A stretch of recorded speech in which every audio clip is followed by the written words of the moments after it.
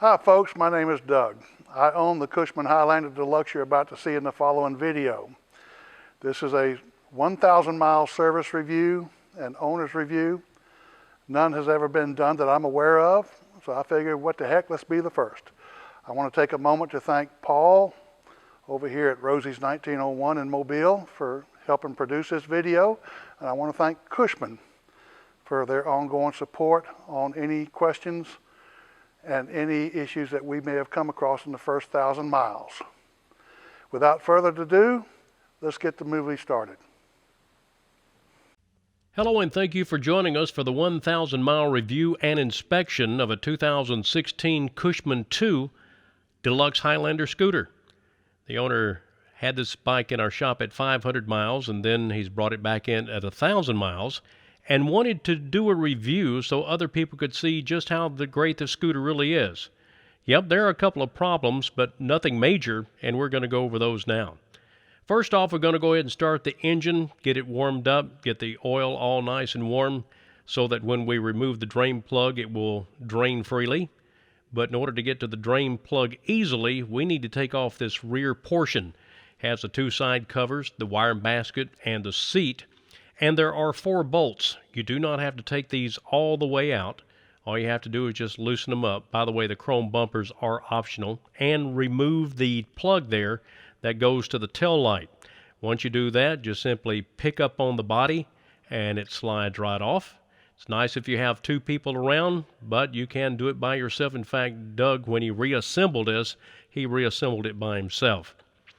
The initial inspection on the bike went very, very well. We are not going to talk about things that were right. If we checked something and it was tight and there was no problems, it's not in this review. The only thing we're going to talk about are things that we found that needed some attention. First off was the battery. The battery is a very nice situation to have. You don't have to pull the crank anymore. You can just simply turn the key and it starts. The battery is behind this little panel on the front part of the motorcycle. Just remove the 2 screws. And you want to go in and check and make sure that the battery terminals are tight. There's no corrosion. There's no damage, no swelling of the battery or anything like that. Take the panel, slide it out of the way so it does not get damaged. But we notice something. Look how loose this battery is. If you'll notice, it has a piece of foam underneath that bracket that is bent, that's so compressed that it no longer affords any support to be able to hold the battery in a stable condition. So we took the bracket off. He's going to show you, Doug's going to show you that piece of foam here in just a second. There it is. See how flat that is? It's already compressed to the point it's of no good. So we took the bracket out. We did straighten it. Doug went ahead and pulled the battery out so they could make sure there was no damage underneath where that battery had been sliding in that area. And there was none, by the way. But we sort of took a piece of inner tube, folded it up. I ran a piece back to the back so that the bracket wouldn't scar the battery. Made a nice place there where it the rubber makes a nice shock absorber. And as you can tell, once we tightened it down, it's nice and tight. There's not a problem. While you're there, make sure you've attached your pigtails for your battery tender. Those are a great thing to have if you don't ride it on a regular basis. When you get through riding, you can just plug up the tender and then it's ready to go when you are. Carburetor Air Cleaner was the next area. Nope, this is not the correct position for the carburetor and the air cleaner. In fact, it is actually laying on the chain. We don't know how long it has been laying like that, but here's the reason why. There are 2 ears to this bracket that attach to the front part of the carburetor. And those 2 little ears broke off, as you can well tell, and it allows it to lay down on the chain. The canister to the air cleaner was slightly damaged, but nothing that was eat through, just a little bit of paint damage. And then Doug's going to pull that air cleaner out so you can see it. Nice and clean on the inside. Make sure you clean that out as well. We just wanted to show you, even though there's nothing wrong with that. But make sure that you do take a rag, clean the top part of that canister to get rid of any debris before you put it back together. There's that broken ear on the carburetor of that bracket. Cushman supplied us with a new bracket. We put it back on. Everything fits. Everything's back up snug the way it should be. And as you can tell, the carburetor and the air cleaner housing are all back in its normal position. There's the idle screw. That's part of the bracket system as well. The drive belt was a little loose. We knew it was going to probably need some attention.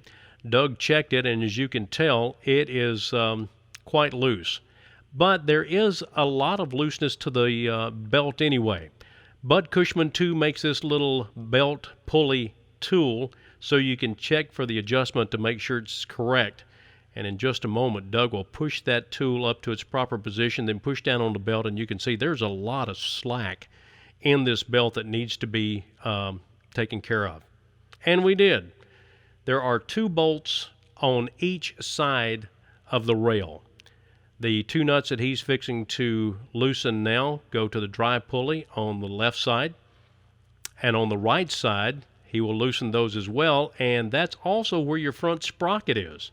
Now you need to make sure that these are adjusted to where they go back in the proper place and the proper distance so that it's running square, true. And there's an easy way to do that. There are 2 tabs underneath. One is a sliding tab, and it's the black one, and when you adjust that drive pulley, it will go back against a permanent stop there. We took a pair of calipers and then put them up there, and then we checked it, the distance on the left side, made sure that the distance on the right side was exactly the same. We knew we were square, and everything was fine. Also, if you do anything to the drive pulley, you're going to have to do something to chain adjustment as well, since that front sprocket is also on that other side. Checking it one more time with the Cushman II belt pulley tool. I'm not sure that's the right name, but that's what it does. And as you can tell, everything is a lot better now than it was. And if it wasn't, all you got to do is just loosen up those nuts again, readjust, use the tool to make sure it's correct, and then everything will be fine. Chain adjustment, this is what we found. On the left side, the chain adjuster was moved. I mean, it was almost at a 45-degree angle into the stop, and that is not correct. We're not sure exactly when this happened. When we did the pre-departure check, we did not notice anything wrong, so we're a little curious about this. There's the right side, how it's nice, square, and flush. Although we checked it on PDI, we actually did not do a chain adjustment to it. But there's the bracket. We straightened it out in our vise, made sure it was nice and square, and then reinstalled it back on the bike, and then adjusted the chain as it should be. Safety and condition check. There are 3 things we found loose: the tail light, fuel petcock, and the shock bolts. The fuel petcock and shock bolts were just slightly loose. The tail light, however, was about to fall off, so make sure you check that. That's something that we found and thought we'd pass that along to you. Also, the Zerk fittings, make sure you take care of those. Make sure you put some grease in as according to the owner's manual, clean everything off. And as you can tell, Doug did a great job. He got his polish out, he got the chrome shining, he's got the wheels standing tall. It really, really looks nice. Now, it's the best part. It's time for the test ride.